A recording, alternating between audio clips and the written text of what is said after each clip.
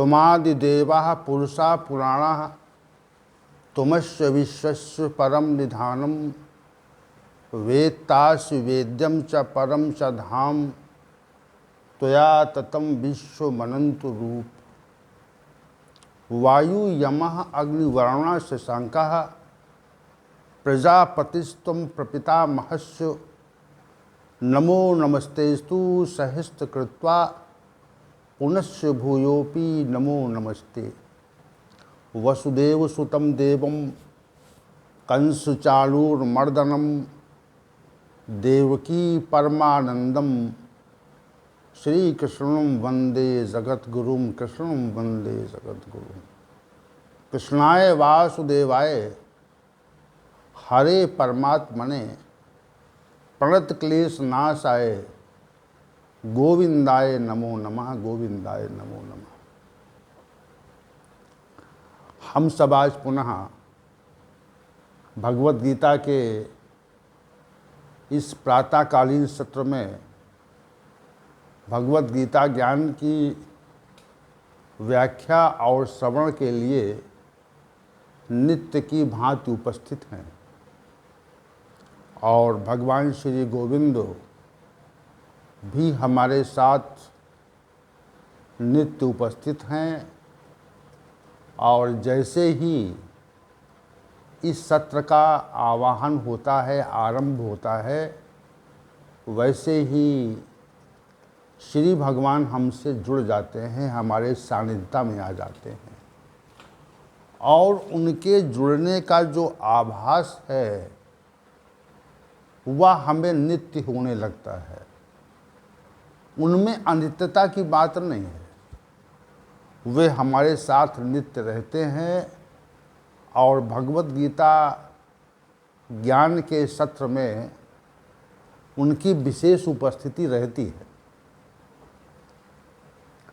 वे विचार के रूप में हमारे मन और बुद्धि में आकर विराजमान हो जाते हैं और जैसे ही विराजमान होते हैं तो उसका आभास होता है कि वे उपस्थित हो गए हैं और उनकी उपस्थिति का जब अनुभव होता है तो नए नए विचार और भगवत गीता रूपी ज्ञान के समुद्र की व्याख्या की सामर्थ्य स्वतः ही मिलती है, क्योंकि उनकी उपस्थिति के बिना, उनके अभाव में हम किसी भी प्रकार से ये जो विशद कार्य है इसको पूरा करने में हम अपनी सामर्थ्य का आभास नहीं करते। हमारे अंदर वो सामर्थ्य नहीं है कि हम उनके बिना भगवत गीता की व्याख्या कर सकें। तो ये निश्चित रूप से है, इसका जो आभास है नित्य आभास रहता है कि वे साथ संलग्न हो जाते हैं और अपने विचारों से हमको लाभान्वित करते हैं। आइए चलते हैं भगवान श्री गोविंद को प्रणाम करके आज के सत्र के विषय की ओर।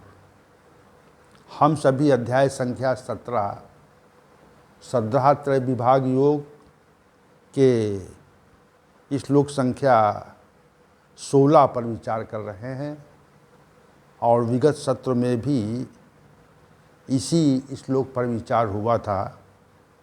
इसमें श्री भगवान ने मन संबंधी तप के संबंध में विस्तार से वर्णन किया कि कोई मानसिक तप भी होता है, शारीरिक तप, वाणी संबंधी तप और मानसिक तप। जैसे कहते हैं ना कि मनसा वाचा कर्मणा,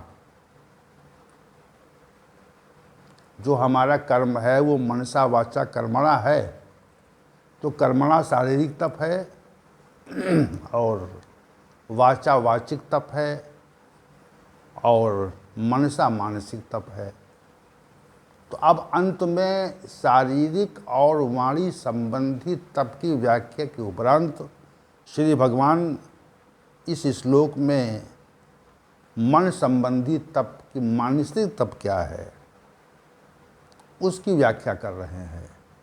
मनः प्रसादा सौम्यत्वम मौन मात्म विनिग्रह भाव संशुद्धि इति एतत् तपः मानस समुच्यते मानसम उच्यते। हे अर्जुन, मानसिक तप 5 प्रकार से समझा जाता है। मन प्रसन्न रहे और सौम्य भाव रहे, मौन रहे, आत्म विनिग्रह हो और भावों की अच्छी प्रकार शुद्धि रहे। ये 5 प्रकार के तथ्य जो हैं वह मानसिक तप कहे जाते हैं, ऐसा श्री भगवान का कथन है। तो मना प्रसादा जो है, मन की प्रसन्नता पर कल के सत्र में कुछ विचार चला था और उसी विचार के क्रम को आज हम पुनः आगे की गति देना चाहते हैं।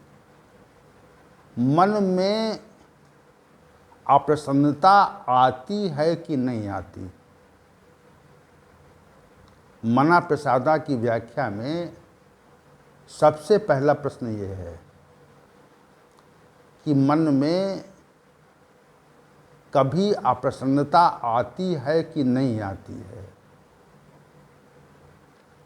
तो जब भी अप्रसन्नता आती है तो हमारा जो मानसिक तप है, मन संबंधी तप है, उसमें व्यवधान पड़ता है। जैसे हम कभी पूजा उपासना या पाठ करते हैं तो उसमें कभी कभी कुछ व्यवधान आ जाता है। ये व्यवधान तो अनेक प्रकार के होते हैं, उनकी व्याख्या क्या करना, कोई व्यवधान हो सकता है। तो वैसे ही मानसिक तप जो है उसमें जब जब अप्रसन्नता आएगी, जब जब हमको दुख या शोक होगा, तो उससे मानसिक तप का निश्चित विखंडन होता है।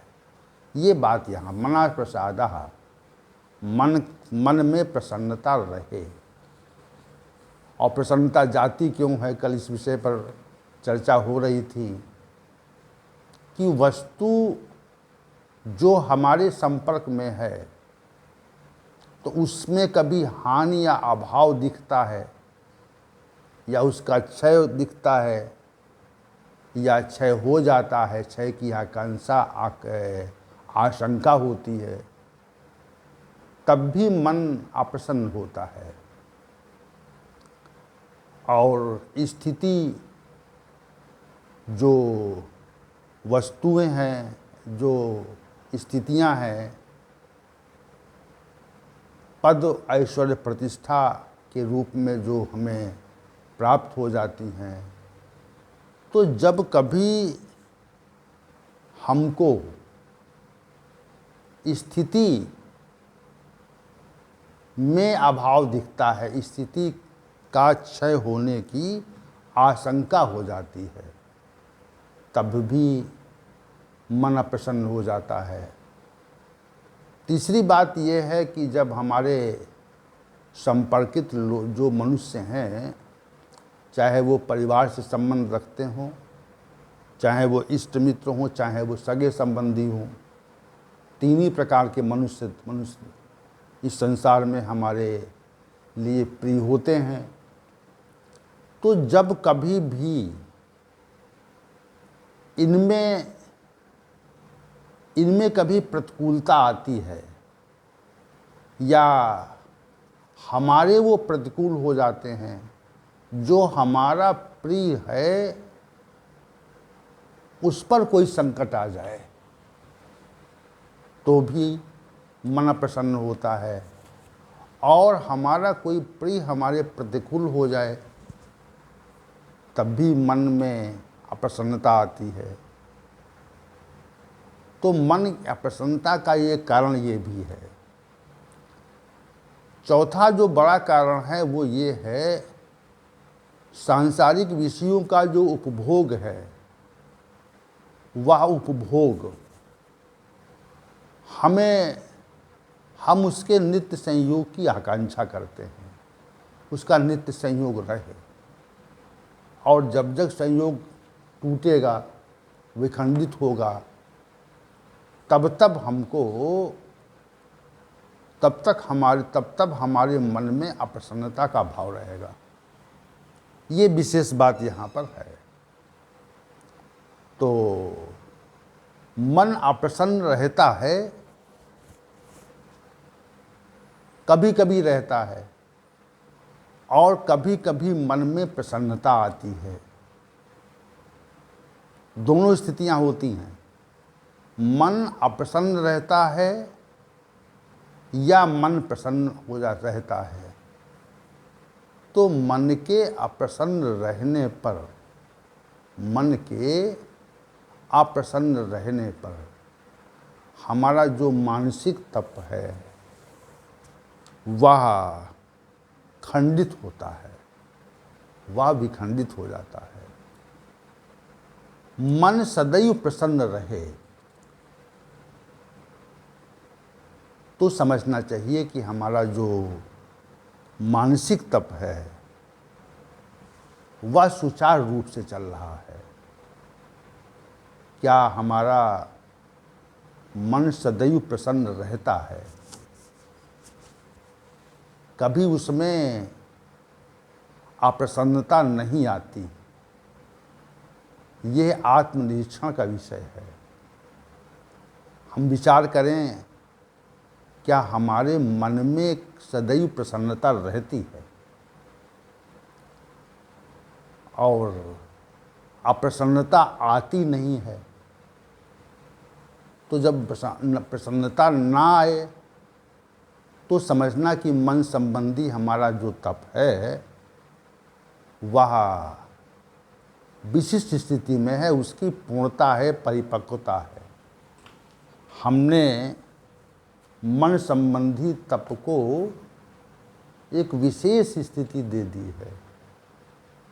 तो मन संबंधी जो तप है वह मन की प्रसन्नता से सर्वाधिक संबंध रखता है। अगर मन अप्रसन्न है तो इसका अभिप्राय है कि मन संबंधी तप नहीं हो रहा है, हम मन संबंधी तप नहीं कर रहे हैं। अब अप्रसन्नता के जो कारण हैं उस पर भी हमने कुछ दृष्टि डाली, उसकी कुछ व्याख्या की। तो मन की अप्रसन्नता है, उसके क्या कारण हैं? इन कारणों का अगर हम निवारण कर लें, कारणों का निवारण कर लें, तो निश्चित रूप से हमारा मन प्रसन्न रहने लगता है। देखिए, संसार में जो कुछ भी हो रहा है वह सबका सब परमात्मा की व्यवस्था में हो रहा है। उसकी व्यवस्था से परे कुछ नहीं है।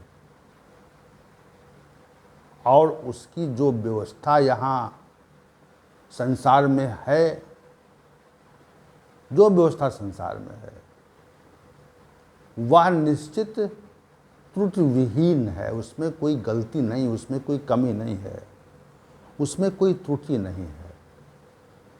हमको त्रुटि का आभास होता है, हमको त्रुटि का मिथ्या आभास होता है, ये कहना चाहिए। उसकी व्यवस्था त्रुटिपूर्ण नहीं है। हमको लगता है कि उसकी व्यवस्था त्रुटिपूर्ण है, और त्रुटिपूर्ण व्यवस्था को देख करके ही मन अप्रसन्न होता है। अगर हम ये भाव दृढ़ कर लें कि उसकी व्यवस्था में कोई त्रुटि नहीं है, तो हमारा मन सदैव प्रसन्न रह सकता है। जो भी संयोग और वियोग हो रहे हैं, दो बातें हैं, जो भी संयोग वियोग हो रहा है, जो भी भाव अभाव हो रहा है, वो सब कुछ परमात्मा की व्यवस्था में हो रहा है। उसमें हमको उदासीनवत रूप से नित्य व्यवहार ही करना, कुछ नहीं करना है। जब ये भाव प्रबल हो जाएगा तो मन संबंधी जो प्रसन्नता है वो आपके साथ निरंतर जुड़ जाएगी। मन प्रसन्न हो जाएगा, और तब तक प्रसन्न नहीं होगा जब तक हम संयोग और वियोग में दुख का आभास करेंगे। यह जो स्थिति है वो सामान्य स्थिति नहीं है। कहें कि सामान्य स्थिति है, तो सामान्य स्थिति नहीं है, ये विशिष्ट स्थिति है, ये विशेष स्थिति है, जिसमें मन जो है वह अप्रसन्न न रहे, सदैव प्रसन्न रहे। ये विशेष स्थिति है जो मन संबंधी तप कहा जाता है, ऐसा श्री भगवान का कथन है। दूसरी बात श्री भगवान ने कही सौमत्तम। सौमत यानी पूरी तरह से शांत। देखिए, मन में जब तक हलचल है, मन में जब तक किसी कारण से हलचल है, तब तक शांति नहीं रह सकती, सौम्य भाव नहीं रह सकता। मन में हलचल होने के कारण ही अशांति होती है। इसलिए जो मनः प्रसादा कहा है, वह श्लोक संख्या 16 के पूर्वार्ध भाग में पहले ही कह दिया कि मनः प्रसादा। श्री भगवान विशिष्ट बात कह रहे हैं कि मन में प्रसन्नता रहे, और उसके बाद सौम्यत्वम कह रहे हैं। सौम्यत्वम का मतलब होता है सौम्यता। जैसे किसी विशेष व्यक्ति के लिए हम ये कहते हैं कि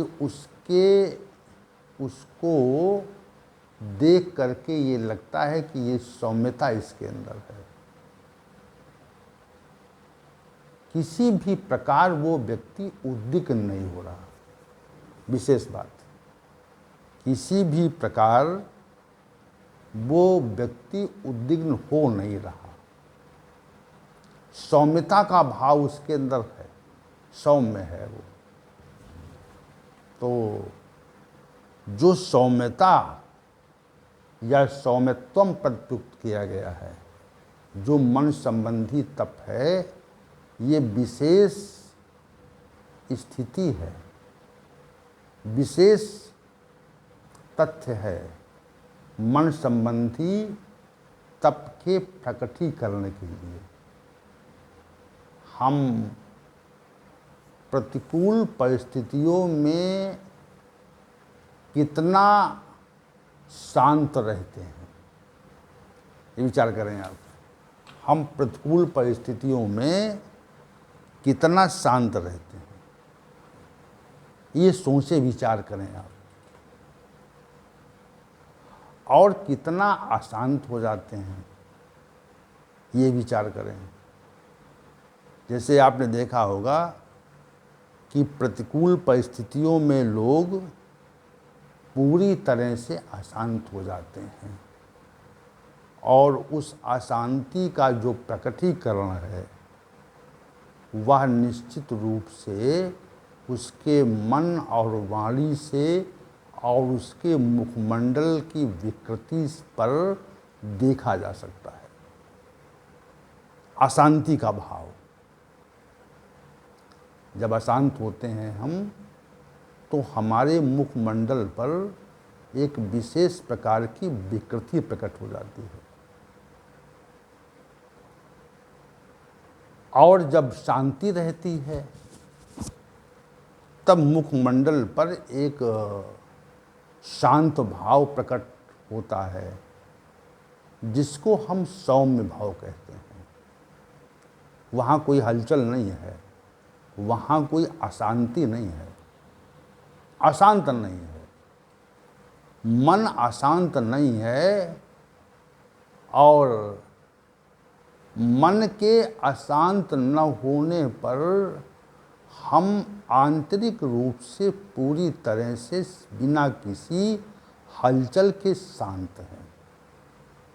ये सौम्य भाव है, सौम्यत्वम, सौम्य भाव है। और जब कभी मन अशांत होता है तो अशांत मन की जो प्रस्तुति है, उसका जो प्रकटीकरण है, वह वाणी से भी होता है और वह शरीर से भी होता है, और वह मुख मंडल पर भी अशांति के भाव स्पष्ट रूप से प्रकट हो जाते हैं। विशेष बात है ये, अशांति के जो भाव हैं वह मुखमंडल पर स्वतः ही प्रकट होते हैं। वहाँ पर सौम्य भाव नहीं रहता, सौम्यता वहाँ पे नहीं है, वहाँ पर अशांति है।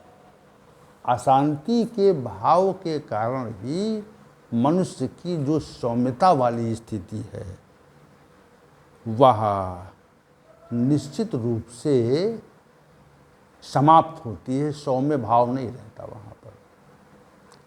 तो मना प्रसादा और सौम्यत्वम, जो दो विषय श्री भगवान ने मन संबंधी तप की व्याख्या में प्रकट किए हैं, उनका पारस्परिक संबंध है, उनका पारस्परिक संबंध है। मन की प्रसन्नता, मन की प्रसन्नता कब होगी? जब मन शांत होगा, और जब मन शांत होगा तो सौम्य भाव स्वतः प्रकट हो जाएगा। ये बात तो मन की प्रसन्नता और शांत भाव, सौम्य भाव, ये एक दूसरे के निश्चित रूप से पर्यायवाची हैं, पर्यायवाची हैं। अब साधकों को ये विचार करना चाहिए कि हमारे मन में कितनी शांति है, हम किस मात्रा तक शांत हैं और किस मात्रा तक हम अशांत हैं। तो जिस मात्रा तक हम शांत हैं उसी मात्रा तक हम अशांत नहीं हैं, और जिस मात्रा तक हम अशांत हैं उस मात्रा तक हम शांत नहीं हैं। हमारे अंदर सौम्यता नहीं है, सौम्य भाव नहीं है।